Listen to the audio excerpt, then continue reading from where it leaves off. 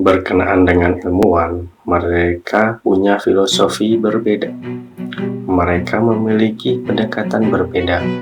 Pendekatan ini disebut sebagai uji kepalsuan. Para ilmuwan sangat sibuk. Ada berbagai teori yang berdatangan.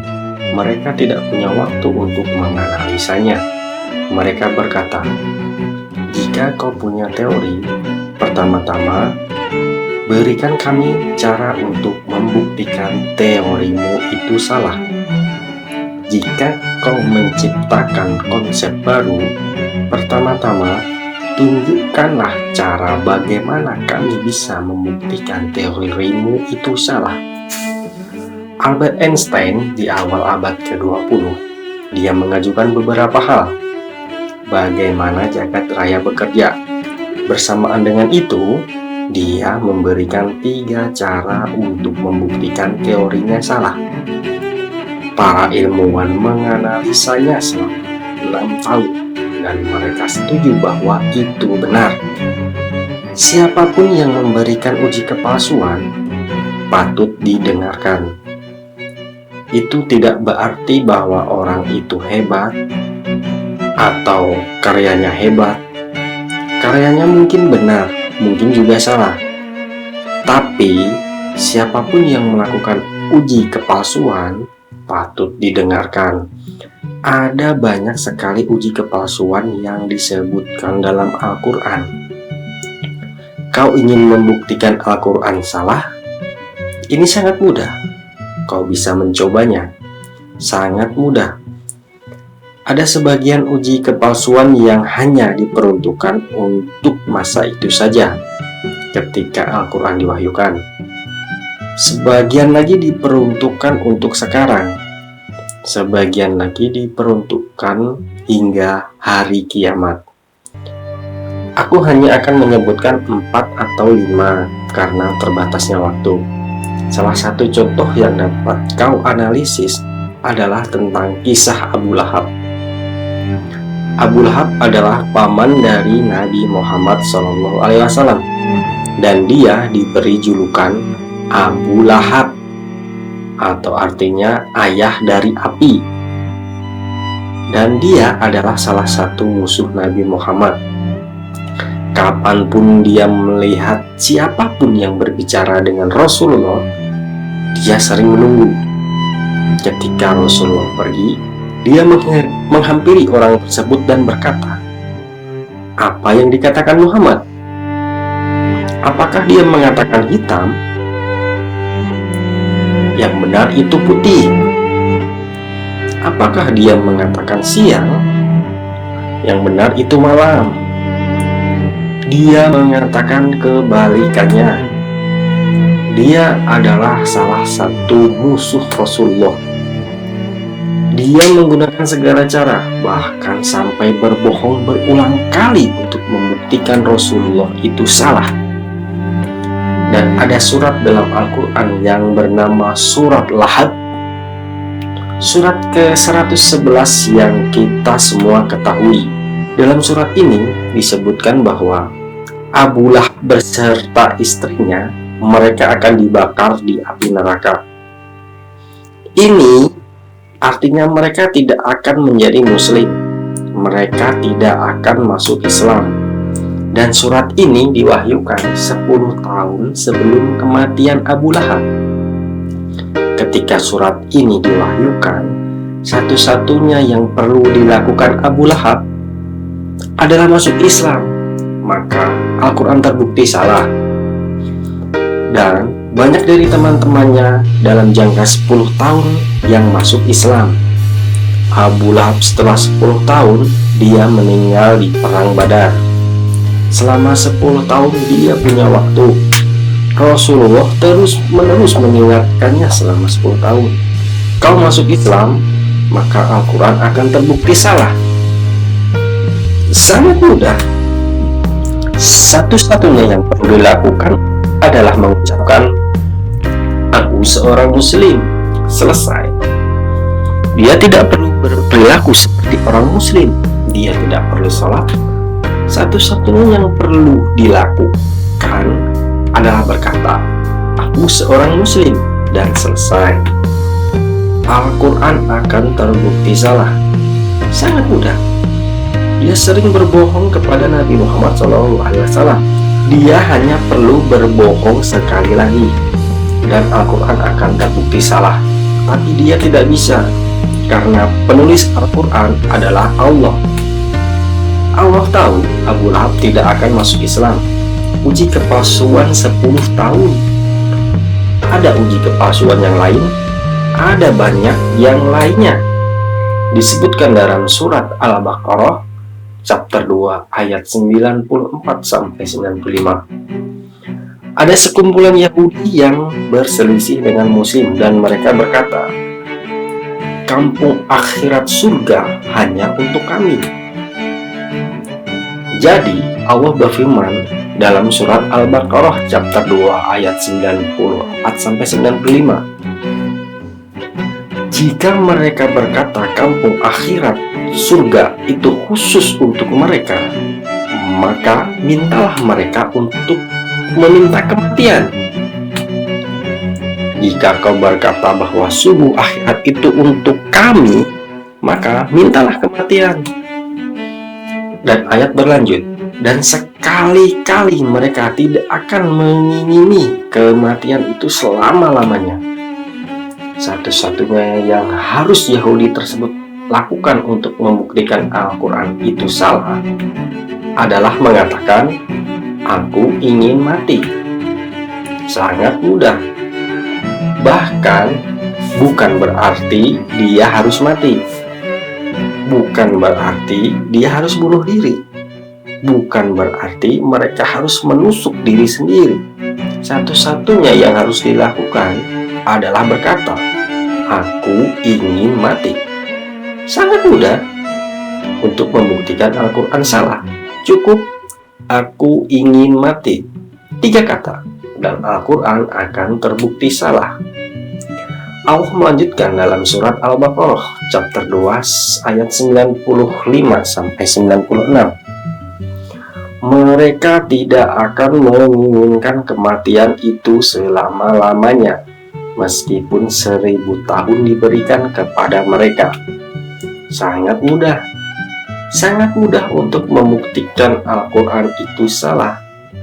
Jadi, 2 uji kepalsuan ini adalah uji kepalsuan untuk masa lalu.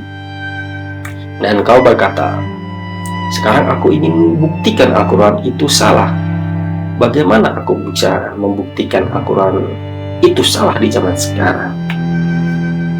Dapatkah aku melakukannya sekarang?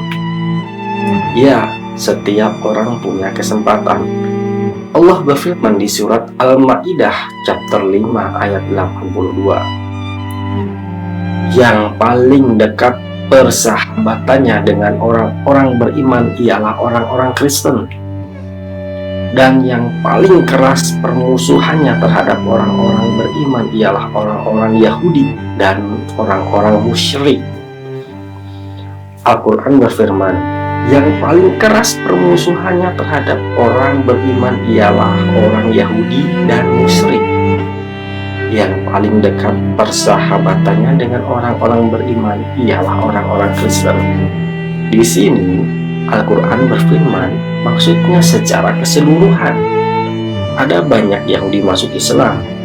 Mungkin ada beberapa Yahudi yang lebih baik dibanding Kristen.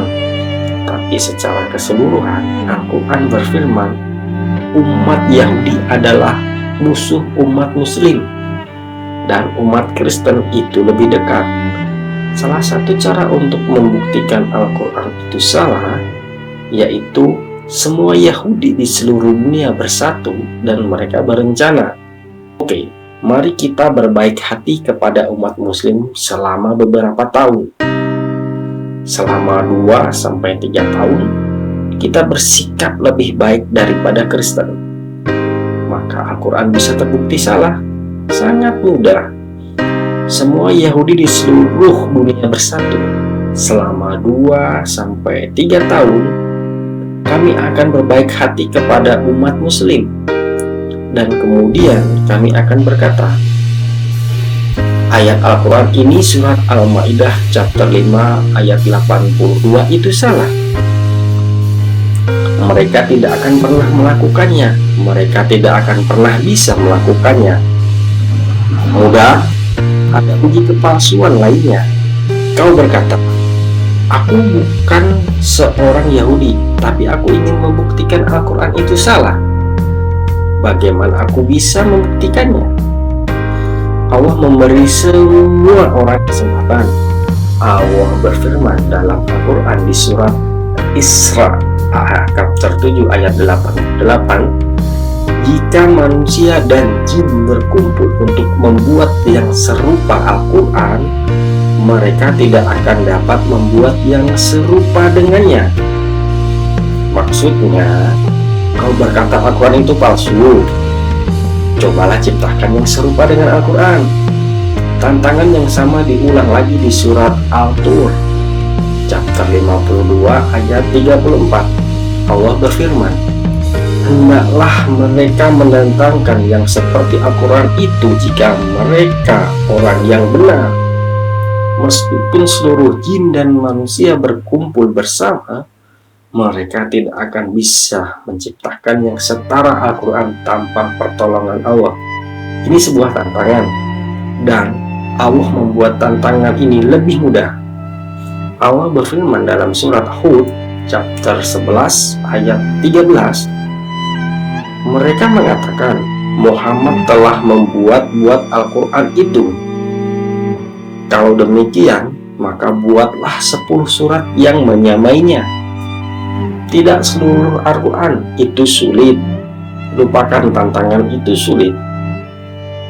Maka buatlah 10 surat yang menyamai Al-Quran. Dan panggillah orang-orang yang selain Allah, jika kamu memang orang-orang yang benar. Allah membuat tantangannya lebih mudah dan jauh lebih mudah. Dalam surat Yunus chapter 10 ayat 38, mereka berkata, Muhammad membuatnya.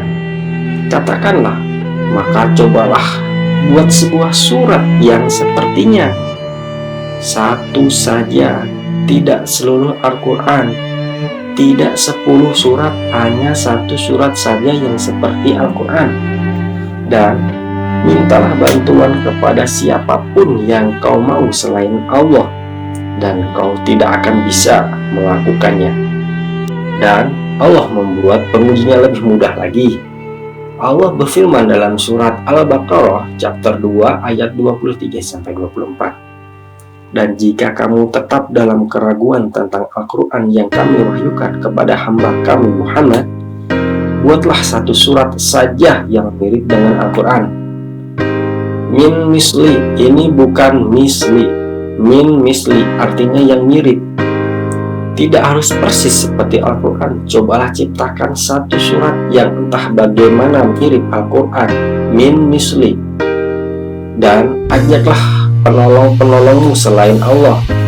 Jika kamu orang-orang yang benar, maka jika kamu tidak dapat membuatnya, dan pasti kamu tidak akan dapat membuatnya, kamu tidak akan bisa membuatnya, dan sudah dipastikan kamu tidak akan bisa melakukannya.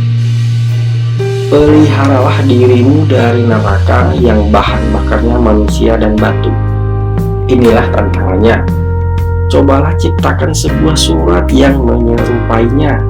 Sekarang kau berkata kepadaku, dalam ujian ini, untuk kita harus mencoba menciptakan surat dalam bahasa Arab. Kau berkata, aku tidak bisa bahasa Arab. Bagaimana aku bisa ikut untuk mengujinya?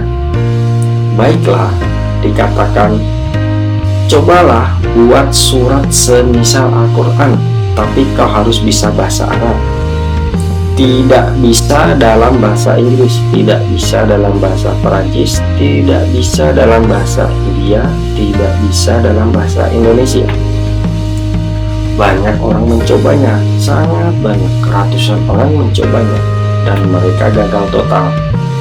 Mereka bisa membuat puitis, tetapi jauh dari kenyataan. Banyak orang-orang mencobanya, dan banyak yang sudah diabadikan dalam buku. tapi mereka semua gagal total. Sekarang kau berkata kepadaku, aku tidak tahu bahasa Arab, aku bukan orang Yahudi, bagaimana aku bisa membuktikan Al-Quran itu salah? Ada banyak uji kepalsuan. Aku akan memberikan satu lagi, di mana semua orang dapat berpartisipasi dengan mengutip Al-Quran dari surat An-Nisa chapter 4 ayat 82 yang berbunyi, maka apakah mereka tidak memperhatikan Al-Quran? Kalau kiranya Al-Quran itu bukan dari sisi Allah, tentulah mereka mendapatkan pertentangan yang banyak di dalamnya. Jadi, jika kau ingin membuktikan Al-Quran itu salah, kau tinggal menemukan satu saja kontradiksi dalam Al-Quran. Jika siapapun dapat menunjukkan satu saja kontradiksi dalam Al-Quran, maka Al-Quran akan terbukti salah. Bukan berarti orang-orang tidak mencoba. Banyak orang mencoba. Kau cari di internet, kau akan menemukan ribuan kontradiksi. Tapi semuanya entah dikutip keluar dari konteksnya, atau disalah terjemahkan, atau tidak masuk akal. Jadi inilah yang disebut sebagai uji kepalsuan. Jadi Al-Quran menunjukkan cara kepada kita bagaimana cara membuktikannya bahwa ia salah. Jika kau berpikir Al-Quran tidak berasal dari Tuhan, kau ingin membuktikan Al-Quran itu salah, cobalah. Tunjukkan satu saja kontradiksi dan Al-Quran akan terbukti salah. Inilah yang disebut sebagai uji kepalsuan. Siapapun yang beriman pada Tuhan akan langsung setuju bahwa Al-Quran ini memang dari Tuhan seperti yang telah dijelaskan. Dia harus setuju bahwa Al-Quran berasal dari Tuhan.